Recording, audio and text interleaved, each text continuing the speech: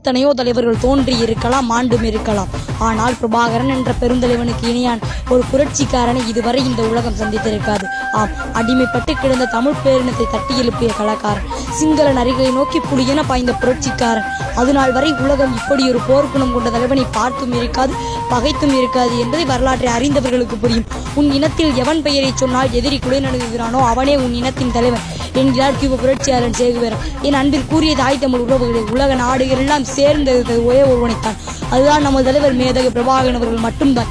சிங்கள நரிகளை நோக்கி புலியென சிங்கள நரிகளுக்கு கட்டும் சிம்ம சொப்பனமாக விளங்கிய புலிகளின் புதல்வன் நம் தலைவன்.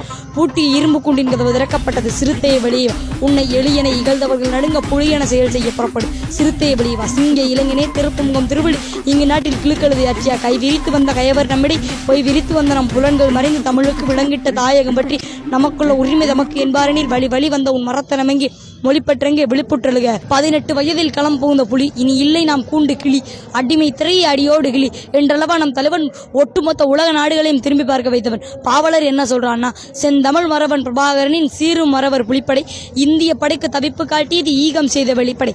ஈழத்தமிழர் உரிமை கோரும் எழுச்சி கொண்ட வீரர்கள், பாலும் இனத்தை மீட்க துணிந்த பாண்டிய சோழ செயலர்கள், அடிபட்டு ஓய்ந்த புலிகள் மீண்டும் அதர்த்து வீரும் நால்வரும், குடிகள் அழுத கண்ணீர் அவருக்கு கொடுமை வீழ்த்தும் வாழ்வரும் என்று முனைப்பு காட்டியது நம் புலிப்படை. நம்ம தலைவர் என்ன சொல்றாரு? எமது போராட்டத்தின் வலிமை எமது போராளிகளில் நெஞ்சூரத்தில் இருந்து பிறக்கின்றது. ஒரு படையை எவ்வாறு வழி நடத்த வேண்டும், நம் உரிமை பெற வேண்டும் என்று களம்